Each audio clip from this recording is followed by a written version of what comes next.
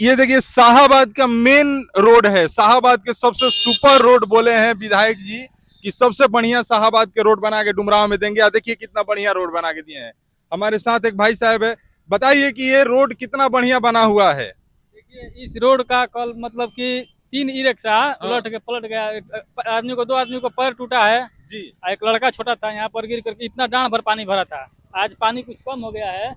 हर दिन यहाँ पर 1 से 2 आदमी घायल होता है। विधायक जी बोलते हैं कि शाहाबाद के सबसे बढ़िया रोड बनाए हैं डुमराव में। नहीं, देखिए इसी रोड के कारण की वजह से पुराना वाला विधायक जो थे चर्चित होकर कितना हो गया था कि वो जनता समझ गया था भाई, उनको कैंसिल कर दिया गया। देखिए कुछ भाई लोग यहाँ खड़े हैं। एक मिनट कैसा लग रहा है? ये रोड बढ़िया है? बहुत भ्रष्टाचार हो गया है। भ्रष्टाचार हो गया है। तो विधायक जी के वोट कौन दिया है? विधायक जी का वोट जो जानता दिया है तो विधायक जी काहे नहीं बनवा रहे हैं इस रोड को? क्या बनाएंगे? अपन घर द्वार अपन बिजनेस चमका यान की रोड बनाई है। एको हाली लौकले हैं कि ना विधायक जी एजा? हमारा सपनों में नहीं खान लगता। सपनों में नहीं खान लौकत।